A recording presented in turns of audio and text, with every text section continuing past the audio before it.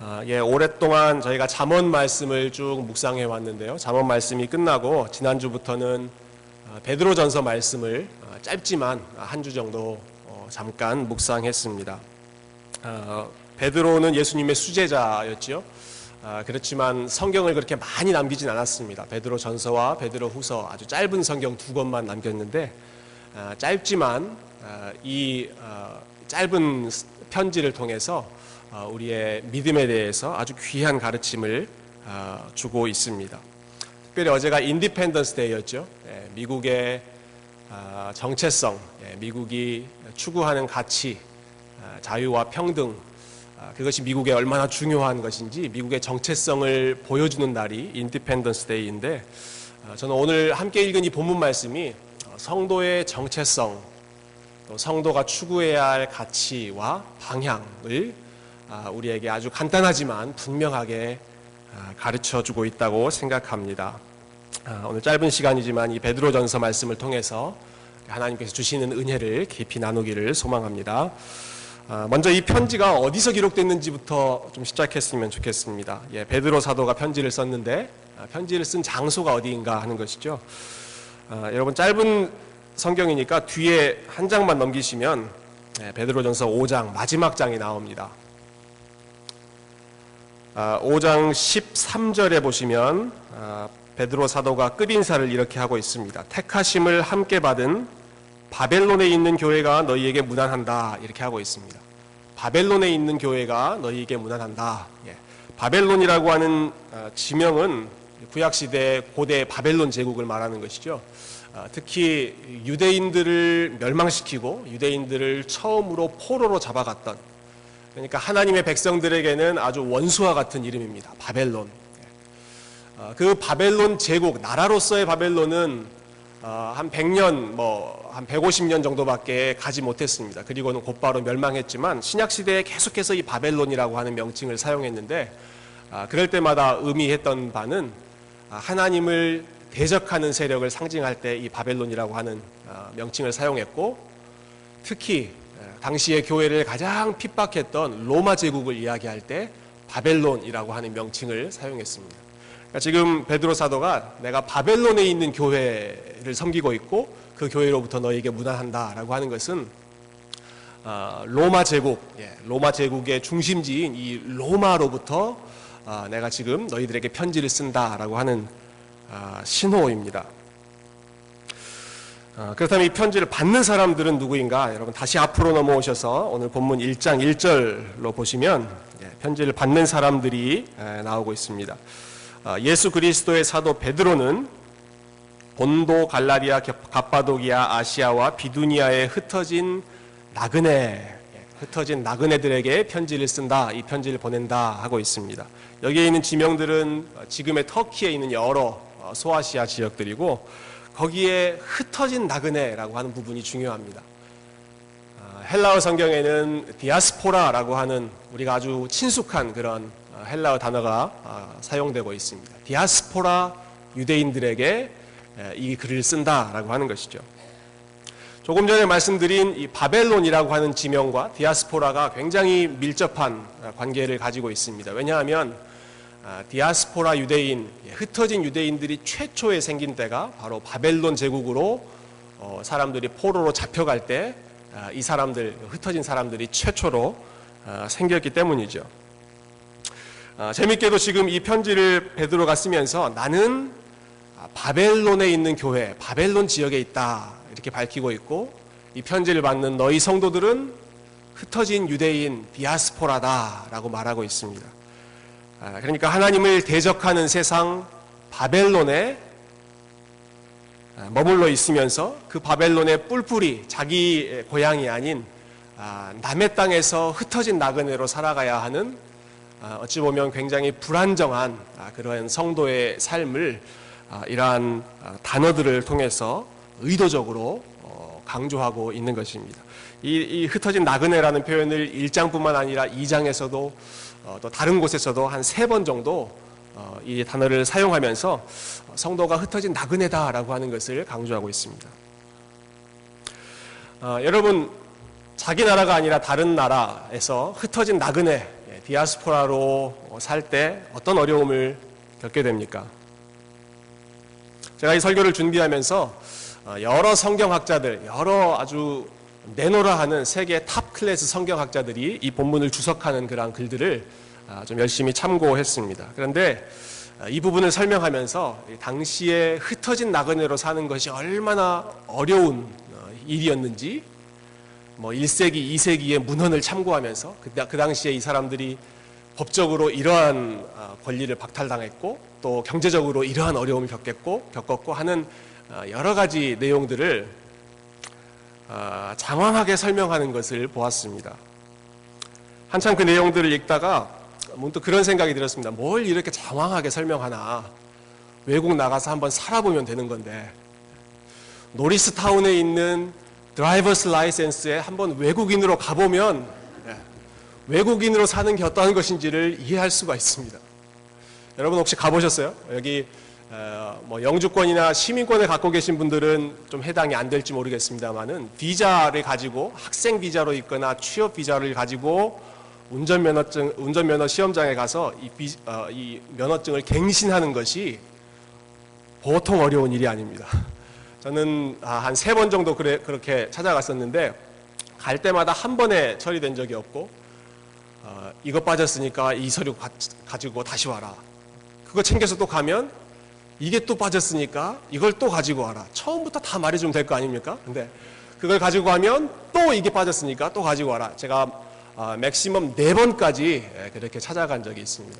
가만히 앉아 있는데 미국 시민권자가 딱 자리에 앉더니 아주 친숙하게 서로 헤이 얘기하면서 3분 만에 3분도 안 걸린 것 같아요.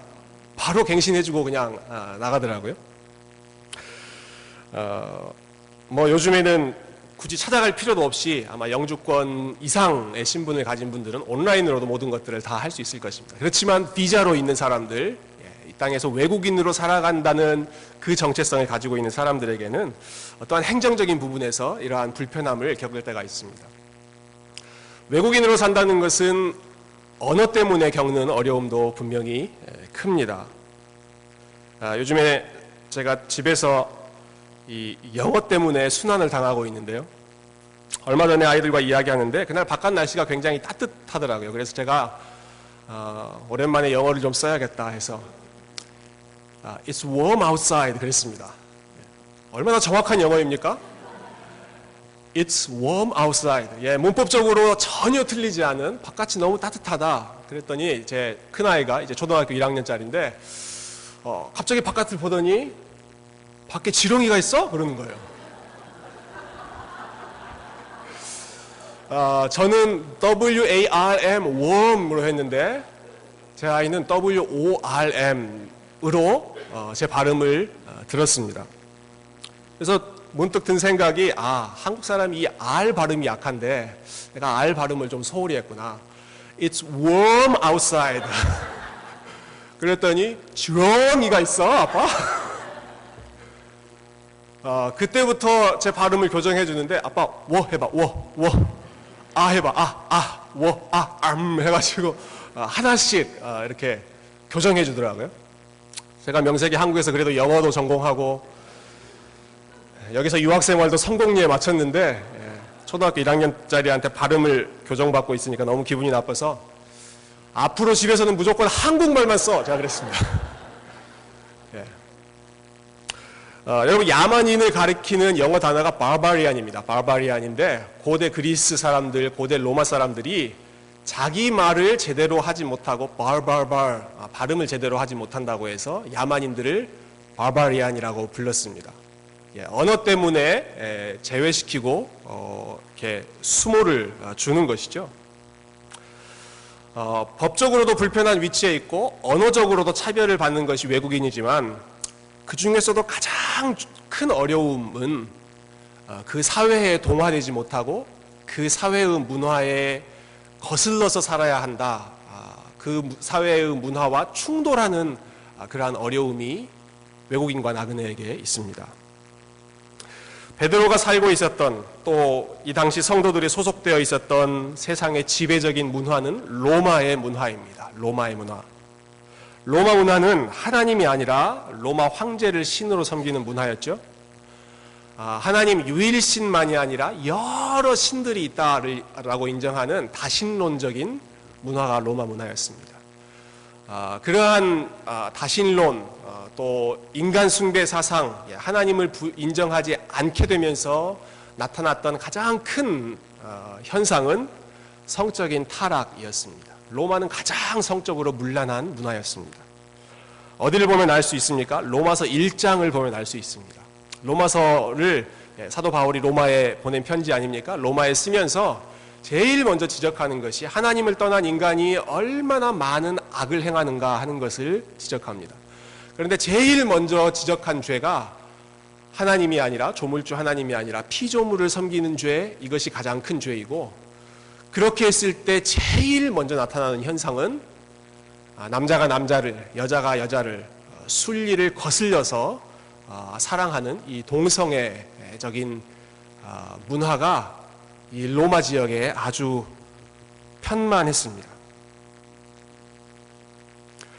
요즘에 동성애가 핫 이슈지요. 동성애에 대한 논쟁이 굉장히 많습니다. 기독교인들 중에 특별히 진보적인 성향을 가진 분들은 동성애자들의 권리를 우리가 옹호해야 된다 하면서 이런 주장을 펼치기도 합니다.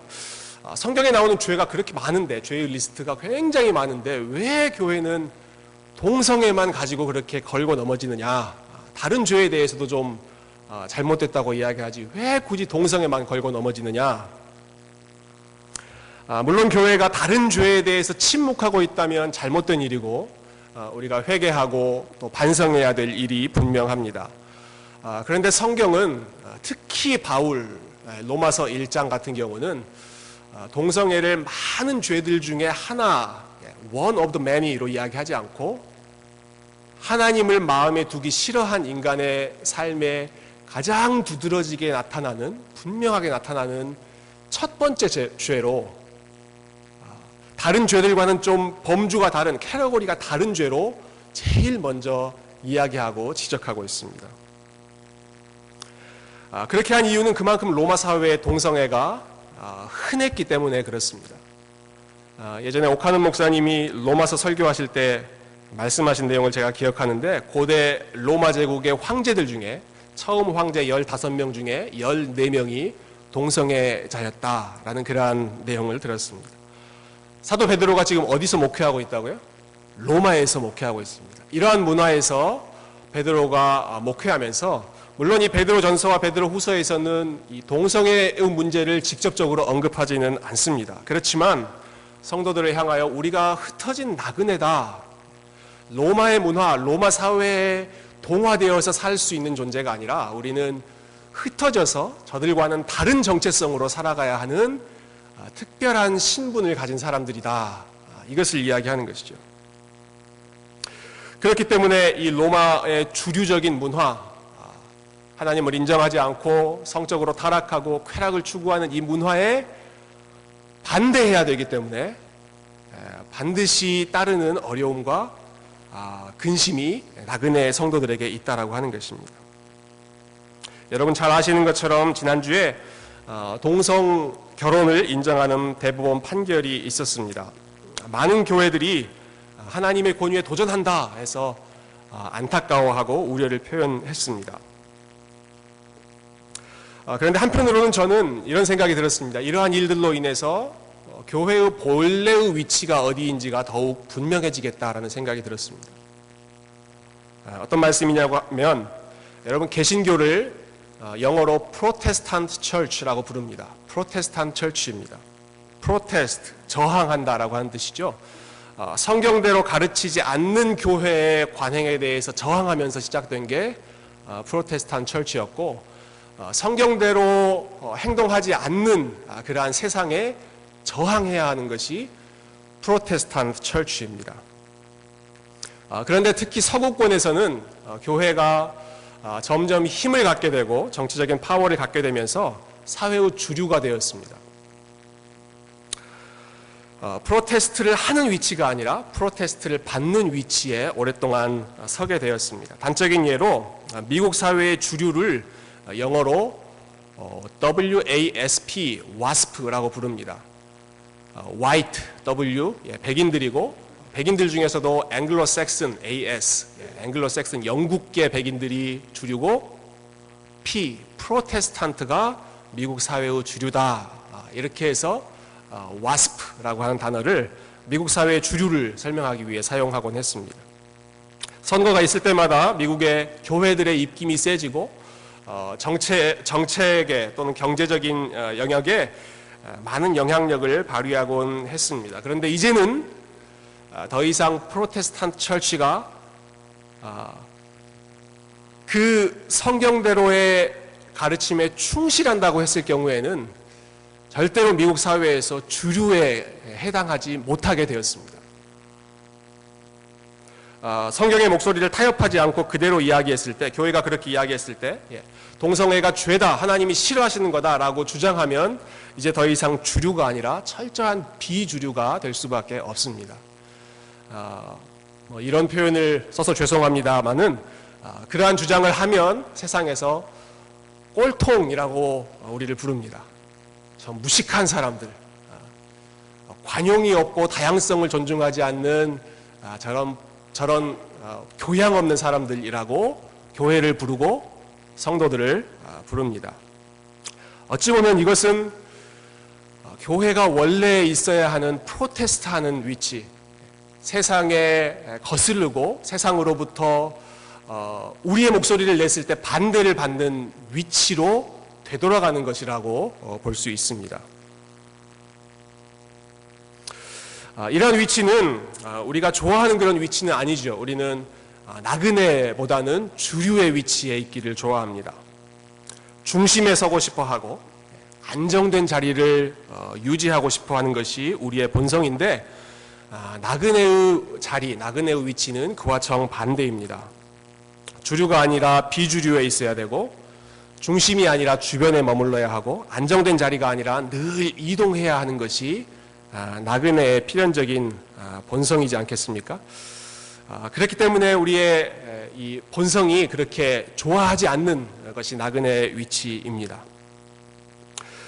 저는 이러한 말을 하고 있는 이 당사자가 베드로다라고 하는 사실이 굉장히 새로웠습니다. 왜냐하면 복음서에 나오는 이 베드로의 모습은 항상 가장 주도하고 가장 중심에 서 있기를 좋아하는 그런 사람이었기 때문에 그렇습니다.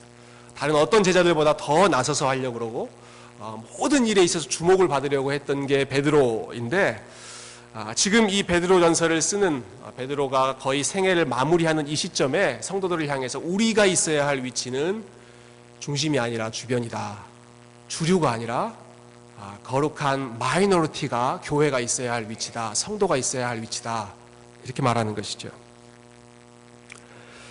여러분 6절 말씀 한번 보시겠어요? 6절 말씀 보시면, 그러므로 너희가 이제 여러 가지 시험으로 말미암아 잠깐 근심하게 되지 않을 수 없다. 이렇게 이야기하고 있습니다.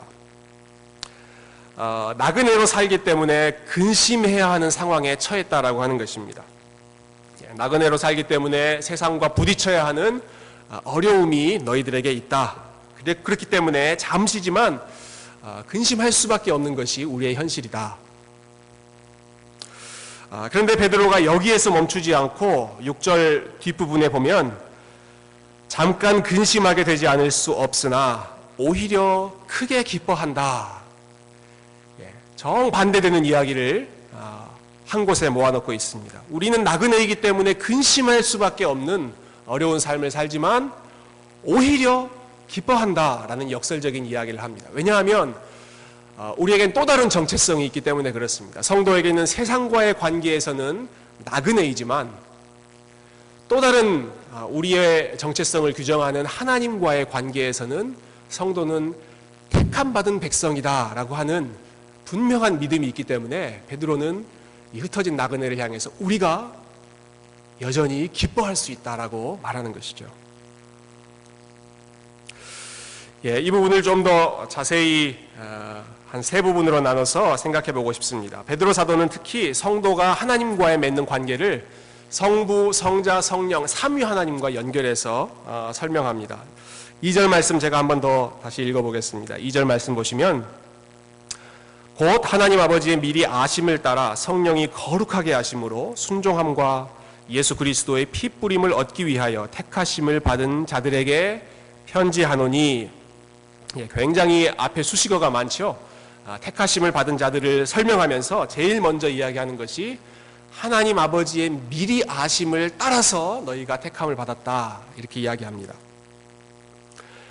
성경에서 안다라고 하는 것은 단순한 정보, 어떠한 팩트를 아는 정도가 아니라 항상 인격적인 관계를 말하는 것이고 상대방에 대한 헌신을 의미할 때가 많은데, 하나님께서 성도의 삶을 미리 알고 택하셨다라고 하는 말은 단순히 성도가 언제 태어나고 어디서 살고 하는 이러한 정보가 아니라 하나님이 미리 헌신하셨다.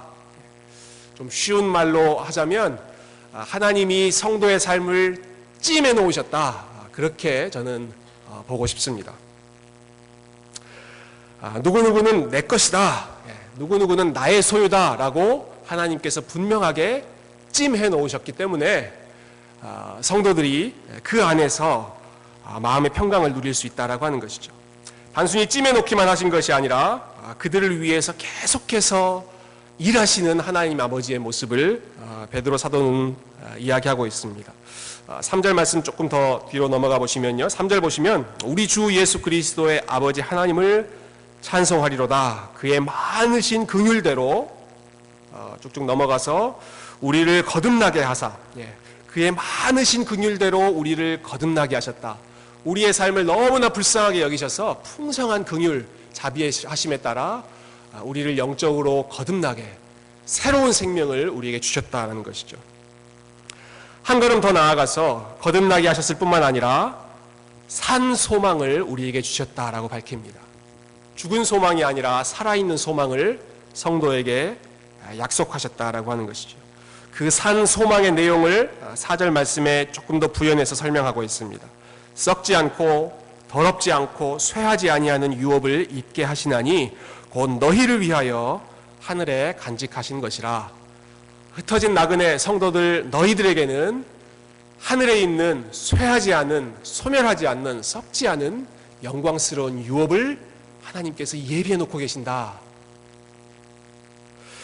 이 세상에서 잠깐 맛보다가 금세 사라져버리는 유업, 그러한 기쁨이 아니라 썩어지지 않고 쇠하지 않는 더 큰 기쁨과 복을 우리 주님께서 미리 아신 성도들, 저와 여러분을 위해서 예비해 놓고 계신다라는 말씀입니다.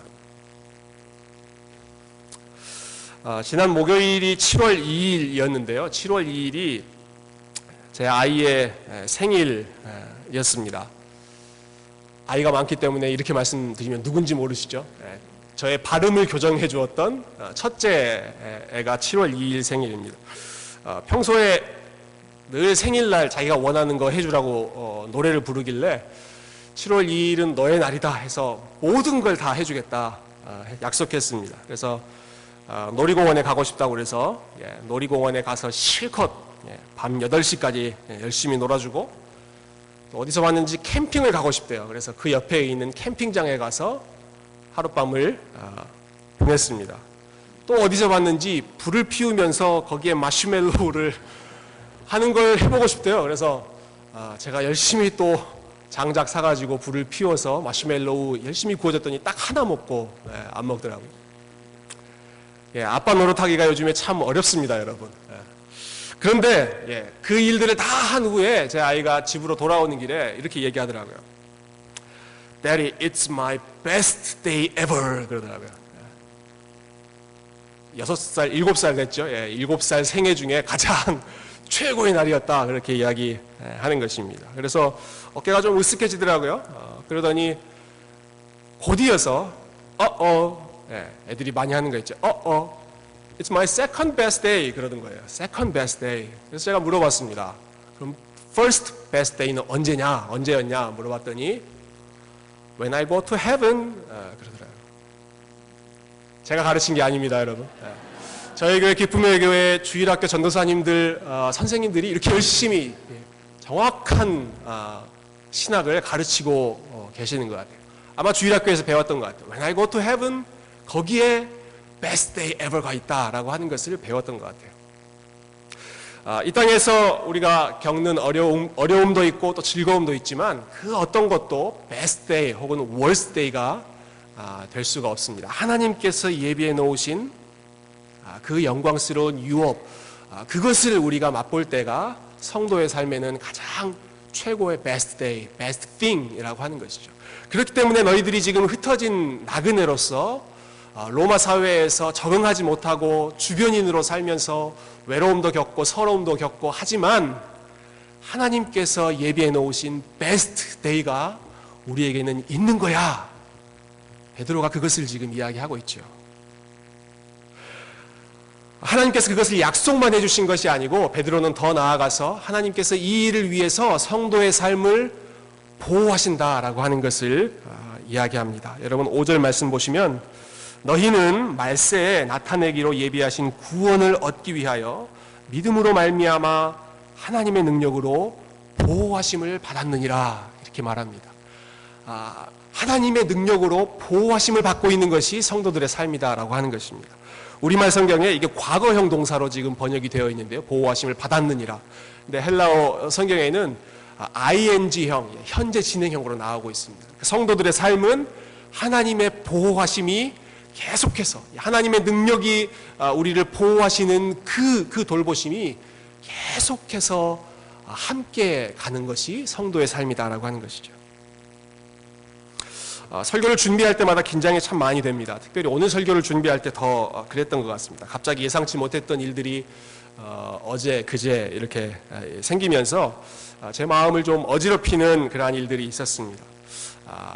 순간 들었던 생각이 말씀 준비를 방해하는구나라는 생각이 들었습니다. 그러면서 불안하기도 하고 긴장되기도 했는데 제가 이 말씀, 이 한 구절에서 굉장히 큰 위로를 받았습니다. 하나님의 능력으로 하나님의 성도를 지금 이 순간 ing, he is protecting, 보호하고 계신다. 하나님이 내가 지금 설교 준비를 하고 또 어떠한 사역을 준비하고 있는 이 순간에 하나님이 내 삶을 보호하고 계시는구나, 서포트하고 계시는구나. 이 사실이 저에게 얼마나 큰 힘이 되고 또 위로가 되었는지 모릅니다. 여러분, 나그네와 외국인으로 우리가 이 세상에 살면서 하나님의 능력, 여러분 그 하나님의 능력은 우리 주 예수 그리스도를 죽은 자 가운데서 다시 살리신 부활의 능력이신데 그 부활의 능력이 우리가 이 땅에서 어떠한 어려움과 어떠한 삶을 곤고를 겪는다 하더라도 그 능력이 계속해서 우리의 삶을 붙들고 계시는 줄 여러분 믿으시기를 바랍니다. 이것이 성도에게 주어진 큰 특권이죠. 하나님께서 성도를 택하신 두 번째 목적이 또 하나 있습니다. 2절을 다시 돌아가서 보시면요. 하나님 아버지의 미리 하심을 따라 성령이 거룩하게 하심으로 순종함과 예수 그리스도의 피 뿌림을 얻기 위해 택하심을 받았다라고 이야기합니다. 성령의 거룩하게 하심으로 순종함을 위해서, 거룩한 순종을 위해서 하나님께서 우리를 택하셨고 그 일을 위해서 성령께서 우리를 거룩하게 하심으로 구별해 놓으셨다라고 하는 말씀입니다. 베드로 사도는 이 점을 여러 차례 반복해서 강조합니다. 그래서 너희가 이 땅에서 나그네로 살면서 세상이 너희들을 보며 비웃고 조롱할지 모르지만 오히려 구별된 삶을 힘쓰므로 인하여서 너희를 비방하는 세상을 더 부끄럽게 만들어라. 사도 베드로는 이러한 가르침을 주고 있습니다. 2장 9절 한번 보시겠어요? 2장 9절 우리 기쁨의 교회가 아주 중요하게 생각하는 말씀이죠. 2장 9절 말씀 한번 같이 읽어보겠습니다. 시작.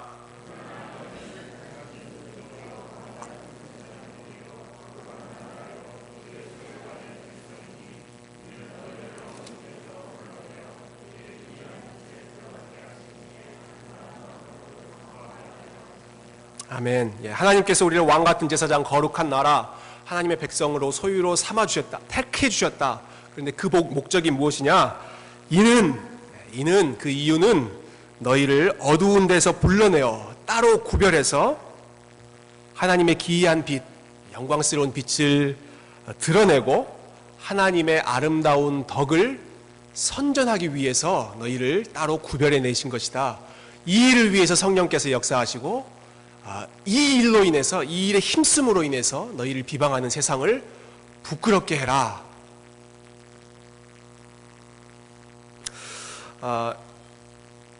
여러분, 요즘처럼 동성애자들의 목소리가 커지고 반성경적인 법이 제정될 때 성도가 어떻게 대응해야 합니까? 일반적으로 보여주는 모습은 힘으로 싸우려고 합니다. 이런 판결을 내린 대법원 앞에 가서 교회 연합이 시위를 한다든지, 아니면 한국 같은 경우는 지난주에 광화문에서 이제 동성애 축제가 열렸는데 그때 또 한국 교회 연합이 아주 북 장구 이런 거 동원해서 반대 집회를 대대적으로 했다고 하죠. 그렇게 교회의 힘을 과시함으로써 싸워야 하는가? 저는 그렇게 힘으로 밀어붙이는 것은 별 효과가 없다고 생각합니다. 오히려 역효과만 불러낼 뿐입니다. 성도의 무기는 그러한 힘이 아니라 베드로 사도에 따르면 구별된 삶이 성도의 무기입니다. 세상을 싸우는 성도의 무기는 구별된 삶이다라고 하는 것입니다.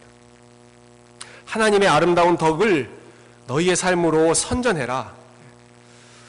세상이 동성애를 인정하고 동성애자들을 이렇게 높이 세워줄 때 거기에 힘으로 맞서 싸우려고 하지 말고, 하나님께서 제정하신 창조의 원리대로 사는 것이 얼마나 더 복되고 아름다운지를 구별된 삶으로 보여주는 것이 저는 가장 좋은 싸움의 방법이라고 생각합니다.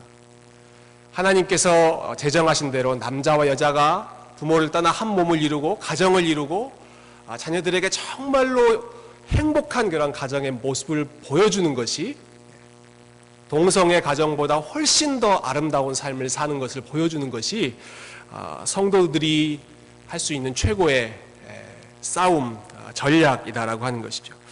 비단 동성애의 문제만이 아니라 베드로 사도는 특히 베드로전서에서 사치와 향락에 대해서도 많이 이야기하는데요. 왜냐하면 로마가 그만큼 쾌락을 중요시하는 그러한 문화였기 때문에 그렇죠. 성도들을 향해서 세상 사람들처럼 금을 차고 아름다운 옷을 입는 것으로 만족을 삼으려고 하지 말고, 그런 것이 없어도 우리의 모든 소유를 하나님의 것으로 인정하고 그저 이 땅에서 청지기로 나그네로 겸손히 사는 데에도 훨씬 더 큰 만족과 기쁨이 있다는 것을 세상에 보여줘라. 그러면 세상에 너희에게 와서 너희가 가진 소망이 무엇이냐, 너희가 무엇을 믿고 그렇게 살아가느냐 오히려 궁금해서 물어볼 것이다. 베드로는 그렇게 가르치고 있습니다. 사랑하는 성도 여러분, 하나님께서 우리를 불러주신 구별된 삶, 세상이 뭐라고 하든 하나님의 방법이 가장 옳다는 것을 기억하며 그 구별된 삶, 거룩한 삶에 힘쓰시기를 부탁드립니다. 마지막으로 한 가지는, 성도는 결국 예수님을 사랑하기 위해 택함을 받은 사람들입니다. 2절 말씀에 예수 그리스도의 피 뿌림을 얻기 위하여 택하심을 받았다라고 말하고 있습니다. 또한 사도 베드로는 8절 말씀에서 이렇게 이야기합니다. 성도들을 칭찬하면서 예수를 너희가 보지 못하였으나 사랑하는도다. 이제도 보지 못하나 믿고 말할 수 없는 영광스러운 즐거움으로 기뻐한다.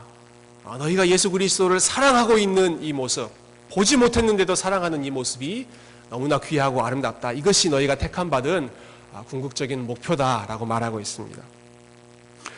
여러분, 베드로는 예수님의 가장 가까이에서 본 사람입니다. 그렇지만 그렇게 가까이에서 있었지만 예수님을 사랑하는 것이 참 쉽지 않았던 사람입니다. 요한복음 21장이죠. 예수님께서 베드로와 이 땅에서 마지막 대화를 나누실 때 베드로에게 물어보셨던 것이 무엇입니까? 네가 나를 사랑하느냐? 네가 나를 사랑하느냐? 네가 이 모든 것보다 나를 사랑하느냐? 베드로에게 딱 한 가지만 물어보셨습니다. 네가 나를 사랑하느냐? 주님을 사랑하는 것이 가장 중요한 제자의 핵심이다라고 하는 것을 가르치신 것이죠. 아마 베드로는 이 편지를 쓰면서 나는 주님과 그렇게 3년 동안 같이 시간을 보냈는데도 주님 사랑하는 것이 힘들었는데 너희들은 어떻게 주님을 보지 않았는데도 주님을 사랑하며 그분으로 인하여서 기뻐하며 살 수 있느냐, 이것이 정말로 귀하고 복된 일이다 칭찬하며 격려하는 것이죠. 결국 우리가 어떤 자리에 있느냐, 또 어떠한 일을 하고 있느냐 하는 것보다 가장 중요한 성도의 사명, 성도의 부르심은 우리가 예수 그리스도를 여전히 사랑하고 있느냐, 얼마나 그분을 귀하게 여기고 있느냐 하는 것입니다. 예수님을 사랑하는 삶이야말로 이 땅에서의 나그네로서의 본질에 가장 충실한 삶이기 때문입니다.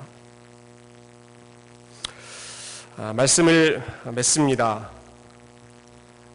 예수님께서 베드로에게 네가 나를 사랑하느냐 3번 물으셨죠. 그 물으신 다음에 베드로에게 하신 말씀이 있습니다. 베드로야, 네가 젊어서는 스스로 띠뛰고 원하는 대로 주도하면서 다녔지만 앞으로는 남이 너에게 띠뛰고 네가 원치 않는 것으로 인도할 것이다 라고 하는 사명을 베드로에게 주십니다. 젊었을 때 베드로의 삶은 오히려 자기가 중심이 되고 늘 주도하고 원하는 대로 사람을 끌고 가는 삶이었다라고 한다면 새로운 소명을 받은 베드로의 삶은 오히려 이끄는 자리가 아니라 이끌을 받는 자리에 있어야 하고 원치 않는 일도 주님이 명령하시면 해야 하고 가고 싶지 않은 것도 주님이 보내시면 가야 하는 것이 베드로의 새로운 부르심이다라고 하는 것이죠. 저는 이것이 나그네의 삶, 나그네의 본질을 가장 분명하게 보여주는 그러한 원리가 아닌가 생각했습니다. 세상은 독립하고 자유롭게 사는 것을 가치롭게 생각합니다. 인디펜던스 데이의 핵심이 그것이죠. 어떠한 것도 나의 자유와 독립을 훼손할 수 없다라고 하는 것이죠. 그렇지만 성도의 삶, 나그네의 삶은 인디펜던스가 아니라 디펜던스, 독립이 아니라 더 의존하는 것을 더 추구하는 것이 성도의 삶, 저와 여러분의 삶이 되어야 할 것입니다. 이번 한 주도 하나님께서 우리를 세상으로 보내십니다. 세상의 주류가 되어서 목소리를 떵떵거리며 살라는 부르심이 아니라 나그네로서, 자유인이 아니라 종으로서, 그렇지만 세상과 구별되어서 하나님의 선함과 하나님의 아름다우심을 그것을 알지 못하는 이 세상 앞에서 삶으로 분명하게 드러내는 그런 귀한 복된 삶으로 저와 여러분을 초청하고 계십니다. 이번 한 주도 그러한 믿음의 삶, 나그네로서의 경건하고 거룩한 삶에 힘쓰시기를 존귀하신 주님의 이름으로 부탁드립니다. 함께 기도하겠습니다.